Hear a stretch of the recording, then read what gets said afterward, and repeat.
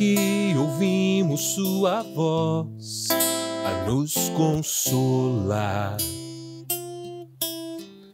Não devia o Cristo enfrentar o sofrer, pra na glória então entrar. Pois se toda história ele fez e nos revelou, Deus que se encarnou entre a sua criação para conosco estar. Não queimava o nosso coração ao ensinar sua palavra aqui. E na mesa ao partir do pão, os nossos olhos finalmente abrir.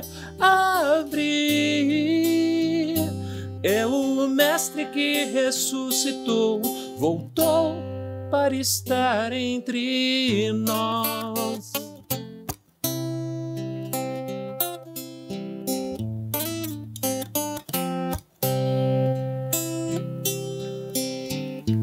Ele veio, trouxe a paz que vai além de nós, para nos confortar.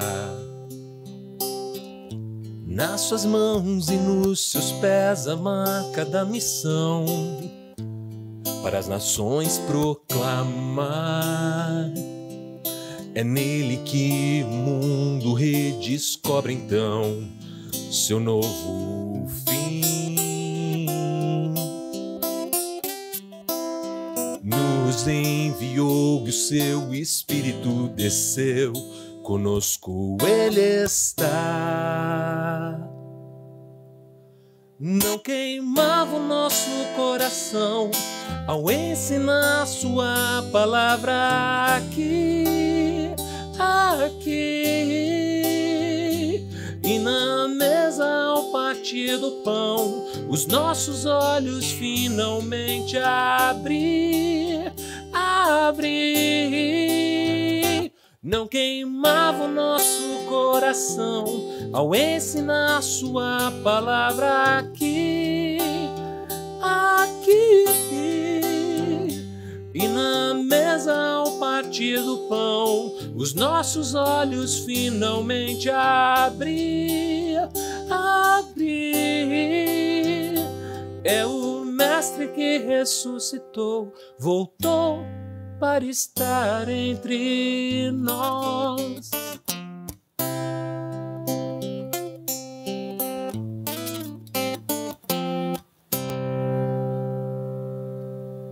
Senhor Jesus, seja bem-vindo em nosso meio, que a sua presença seja transformadora, seja renovadora, que nós possamos te ouvir essa noite, aprender, ensinar, edificar, ser edificado, com essa troca que o Senhor chama de igreja e que o Senhor semeou nos nossos corações. Que esse seja um tempo de crescimento e de afeto, de laços cada vez mais profundos, Senhor. É isso que nós te pedimos no nome de Jesus. Amém. Vamos lá então, não sei se vocês conhecem essa música, é uma música do Projeto Sola, chama Entre Nós, é a música favorita da minha esposa, Daniele, e é uma música que narra a experiência daqueles discípulos, né, no caminho de Emaús. E a gente vai ler esse texto agora, que vai ser o nosso texto base, em cima dele que a gente vai estudar, tá? Tá lá em Lucas, capítulo 24. A gente vai ler bastante versículo, tá? É do 13 ao 36. Então eu peço paciência dos irmãos e a gente vai ter bastante coisa para conversar sobre isso também. Naquele mesmo dia, o dia que é o domingo da ressurreição, quando Maria Madalena já tinha encontrado Jesus, as mulheres tinham encontrado o sepulcro aberto e Jesus já não estava lá, né? Naquele mesmo dia, 2 dos seguidores de Jesus caminhavam para o povoado de Emaús, 11 quilômetros de distância de Jerusalém. No caminho, falavam a respeito de tudo o que havia acontecido. Enquanto conversavam e discutiam, o próprio Jesus se aproximou e começou a andar com eles. Os olhos deles, porém, estavam como que impedidos de reconhecê-lo. Jesus lhes perguntou: sobre o que vocês tanto debatem enquanto caminham? Eles pararam, com o rosto entristecido. Então, um deles, chamado Cleopas, respondeu: você deve ser a única pessoa em Jerusalém que não sabe das coisas que aconteceram lá nos últimos dias. Que coisas? Perguntou Jesus. As coisas que aconteceram a Jesus de Nazaré, responderam eles. Ele era um profeta de palavras e ações poderosas aos olhos de Deus e de todo o povo. Mas os principais sacerdotes e outros líderes religiosos o entregaram para que fosse condenado à morte e o crucificaram. Tínhamos esperança que ele fosse aquele que resgataria Israel. Isso tudo aconteceu há 3 dias. Algumas mulheres do nosso grupo foram até o seu túmulo hoje bem cedo e voltaram contando uma história surpreendente. Disseram que o corpo havia sumido e que viram anjos que lhes disseram que Jesus está vivo. Alguns homens de nosso grupo correram lá. Correram até lá para ver. E de fato, tudo estava como as mulheres disseram, mas não o viram. Então Jesus lhes disse: como vocês são tolos! Como custam a entender o que os profetas registraram nas Escrituras? Não percebem que era necessário que o Cristo sofresse essas coisas antes de entrar na sua glória? Então Jesus os conduziu por todos os escritos de Moisés e dos profetas, explicando o que as Escrituras diziam a respeito dele. Aproximando-se de Emaús, o destino deles, Jesus fez como quem seguiria a viagem. Mas eles insistiram: fique conosco essa noite, porque já é tarde. E Jesus foi para casa com eles. Quando estavam à mesa, ele tomou o pão e o abençoou. Depois partiu e lhes deu. Então os olhos deles foram abertos e o reconheceram. Nesse momento ele desapareceu. Disseram um ao outro: não ardia o nosso coração quando ele falava conosco no caminho e nos explicava as Escrituras? E na mesma hora levantaram-se e voltaram a Jerusalém. Ali encontraram os 11 discípulos e os outros que estavam reunidos com eles, que lhes disseram: é verdade que o Senhor ressuscitou, ele apareceu a Pedro. Então os dois contaram como Jesus tinha aparecido enquanto eles andavam pelo caminho e como o haviam conhecido quando ele partiu o pão. Enquanto contavam isso, o próprio Jesus apareceu entre eles e disse: paz seja com vocês. Esses 2 discípulos que estavam ali no caminho de Emaús provavelmente eram Cleopas e sua esposa, né? O mais provável é que fosse um casal, porque eles moravam na mesma casa. Eles tinham acompanhado Jesus durante toda a sua jornada até Jerusalém, pelo menos durante sua jornada até Jerusalém. Eles viram Jesus entrar triunfante, montado num jumentinho, né? Enquanto a população acenava com ramos e tecidos brancos e gritava: Hosana o que vem em nome do Senhor. Aquilo era um cumprimento, não sei se você sabe, de uma profecia de Zacarias 9:9, que é uma poesia. Diz assim: alegre-se, ó povo de Sião, exulte, ó preciosa Jerusalém. Vejam, o seu rei está chegando. Ele é justo e vitorioso, mas também é humilde e vem montado num jumento, num jumentinho, cria de jumenta. Essa profecia foi dita centenas de anos antes de Jesus nascer. E isso se cumpre na entrada triunfal de Jesus em Jerusalém, dias antes dele ser entregue, julgado, condenado, açoitado, torturado, interrogado, torturado mais um pouco e morto. Essa experiência que eles tiveram na entrada triunfal e conhecendo a profecia de Zacarias, reforçava na cabeça deles a ideia de que Jesus seria o libertador de Israel. E é isso que eles dizem, sem saber que estavam falando com o próprio Jesus, né? A gente achava que ele seria o libertador de Israel. Exatamente por causa disso. Ele deveria ser o escolhido de Deus, ele deveria ser o Messias que iria derrotar os invasores romanos, que naquele tempo oprimiam os hebreus e cobravam impostos abusivos de todo mundo, né? Não é à toa que os cobradores de impostos eram pessoa não grata em todo lugar. Apesar disso, Jesus escolheu 2 deles, né? Escolheu Mateus e escolheu Zaqueu. Mas toda essa esperança que eles tinham em cima de Jesus ser aquele que iria libertar Israel foi embora quando Jesus foi traído, entregue, interrogado, torturado e morto aos olhos de toda uma população que se reunia em Jerusalém porque estava na época da celebração da Páscoa. Ele havia sido crucificado numa sexta-feira. Eles tinham guardado o sábado, que era o dia que eles não podiam trabalhar nem caminhar de volta para Emaús. Eu imagino que no domingo, logo cedo, eles se levantaram e falaram: quer saber? Vamos voltar para a nossa terra. Vamos para Emaús. Chega.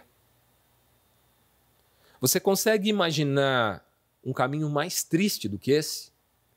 Você chegou num lugar cheio de expectativa, celebrando com toda a população, comemorando a chegada de Jesus. E você vai embora desse lugar sabendo que Jesus foi morto. E sob o risco dos discípulos serem mortos também, né? Não é à toa que Pedro nega Jesus naquele momento ali da crucificação. Eles tinham medo. Qualquer um deles poderia ser entregue e morto também. Acontece que enquanto eles estavam retornando tristes, o texto é enfático. O próprio Jesus. Essa é a expressão. O próprio Jesus se aproximou. Mas eles não reconheceram Jesus. O mesmo tinha acontecido mais cedo naquele mesmo dia, quando Maria Madalena foi visitar o túmulo e encontrou o túmulo vazio. Do lado de fora, ela viu também o próprio Jesus. Mas ela achou que era um jardineiro. Vocês lembram dessa história? A revelação de que ele era o próprio Jesus só acontece quando ele a chamou pelo nome. Ele falou: Maria. E ela responde em êxtase: Rabone, que quer dizer mestre. Assim como Maria, esses 2 discípulos aqui, que eu imagino ser Cleopas e sua esposa, também reconheceram que era Jesus em um ato de intimidade, quando Jesus parte o pão. Não é isso? Uma atividade muito corriqueira, na verdade, porque, pensa, partir o pão e abençoar ou agradecer era o que todo judeu fazia em todas as refeições, porque eles comiam pão em todas as refeições. Eles comiam pão pela manhã, comiam pão no meio do dia, comiam pão à noite na hora de cear. Então o pão era o que é pra gente, sei lá, o arroz, né? É o carboidrato base da alimentação do judeu, era o pão. É algo tão trivial partir um pão e comer. Imagine, seria como você reconhecer alguém pela forma como ele pegou a concha de arroz de dentro da panela. Foi mais ou menos isso. Quando Jesus partiu o pão e deu graças, eles o reconheceram. Todos nós desempenhamos tarefas corriqueiras de forma especial e única. De manhã, cada um levanta de um jeito, né? Um levanta e vai fazer exercício. Um levanta e vai tomar banho. Uns vão tomar um copo d'água, outros vão tomar remédio. E alguns não saem da cama sem uma xícara de café preto. Eu tenho o costume de comer banana com aveia de manhã, né? Eu gosto muito de comer banana com aveia de manhã. A Dani tem o costume de fazer um café com leite, pegar um biscoitinho de maisena e chuchar ele no café com leite e comer o biscoitinho molhado de café com leite. Agora você imagina a seguinte cena. Imagina que eu estou viajando para trabalho, sei lá. E estou num hotel, num Airbnb, em qualquer lugar que seja. E eu desço pro refeitório do hotel para tomar um café da manhã e eu tô com saudade de casa, da Dani, da Isa, dos meus bichos, de tudo aqui. De repente eu olho pro lado e tem uma pessoa que pega uma caneca de café com leite, pega um biscoitinho de maisena e chucha o café com leite, chucha o biscoito no café com leite e come. Na hora o meu pensamento vai se ligar na Dani. Na mesma hora. Provavelmente vai me dar um nó na garganta, vai dar um aperto no peito, saudade vai dar aquela apertada, eu vou dar um jeito de mandar uma mensagem para ela, de ligar para ela, né? A forma dela tomar o café dela da manhã é uma forma especial, que quem convive com ela, quem anda com ela, conhece. Ver outra pessoa fazendo isso vai ativar na minha cabeça uma série de memórias. de alguém que eu conheço bastante e que faz dessa forma. Reconhecer Jesus nas coisas ordinárias é uma característica de quem anda com Jesus. Foi assim que aqueles 2 discípulos reconheceram Jesus quando ele partiu o pão. Porque eles devem ter visto Jesus partir o pão várias vezes. Para a gente reconhecer Jesus no ordinário, a gente precisa caminhar com ele. Não é à toa que existem diversas formas de celebrar a ceia, né? Os católicos celebram a ceia em todas as missas, não é assim? Toda missa tem ceia. Eucaristia, eles usam o termo, né? Só o padre, a liderança da igreja é que toma o vinho. Os membros, a congregação, comem o pão, que é a hóstia, né? Em alguns lugares o pão é seco, igual a hóstia mesmo, quase um biscoitinho, sem fermento. Em outros lugares é um pão sovado, grande, que divide, cada pessoa pega um pedaço e todo mundo come. Tem gente que celebra a ceia com vinho mesmo, vinho alcoólico. Tem gente que troca o cálice, dá uma bicadinha, troca com o outro e eles tomam juntos. Depois da pandemia isso diminuiu um pouco esse costume, mas é um costume ainda em muitas igrejas. Outros, no oposto, extremo oposto, tem um copinho lacrado, que vem de fábrica, fechado já, que você tem que tirar a tampinha porque ele é de uso pessoal. Tem alguns que vão tomar com suco de uva natural, outros com suco de uva artificial, suco Tang em pó, que suco, né? Dissolve na água e faz lá o cálice de suco de uva. Essa diversidade na ceia reflete uma multiplicidade de dons, de experiências, de identidades dentro da comunidade de Cristo. Ela nos inspira a perceber a presença de Cristo na variedade de vozes, de culturas, de tradições, de épocas que compartilham dessa mesma comunhão. Hoje a gente vai celebrar a ceia. Quando a gente faz isso, a gente está juntando com gente de todo lugar do mundo e de todos os tempos, desde o dia em que Jesus celebrou aquela ceia com seus discípulos. Quanto mais a gente anda com Jesus, mais a gente vai reconhecer Ele nas coisas ordinárias. Reconhecer Jesus nas coisas ordinárias é uma característica de quem anda com Ele. Quando a gente anda com Ele, a gente é habilitado para enxergá-lo em diferentes cores, ritmos, linguagens. É só assim que a gente consegue enxergar Jesus no cotidiano. Não só quando a gente se reúne uma vez por mês aqui para lembrar da sua carne que foi partida e o seu sangue que foi derramado em nosso favor. Mas todas as vezes que a gente pega uma caneca de café com leite, um biscoitinho de maisena e mergulha o biscoitinho para comer. Ou seja, toda vez que você se alimenta da forma que você costuma fazer, de acordo com o seu hábito, o seu costume. Jesus está ali. A mesa da ceia é a mesa do acolhimento, é a mesa do acolhimento da diversidade, é a mesa plural, é a mesa onde todos são bem-vindos. Concluindo, no final desse relato de Lucas, quando os 2 discípulos percebem quem era o viajante que eles convidaram para entrar na casa deles e tudo mais, Jesus desapareceu na frente dos olhos deles. E nesse momento eles dizem uma frase que começa o refrão dessa música que eu cantei, né?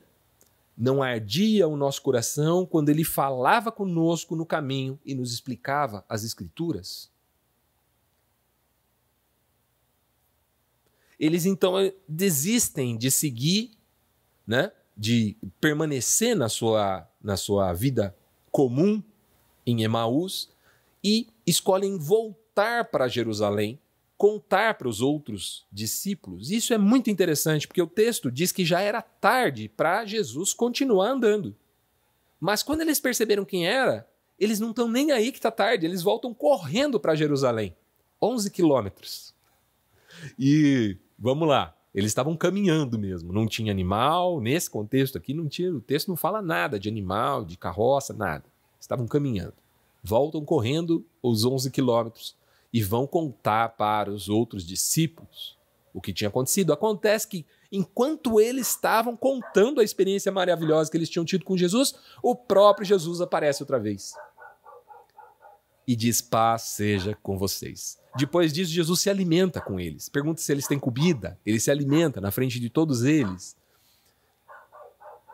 Mesmo com o coração ardendo, eles não reconheceram Jesus no caminho. E o motivo para eles não reconhecerem Jesus no caminho, eles mesmos explicam no discurso que eles fazem para o próprio Jesus.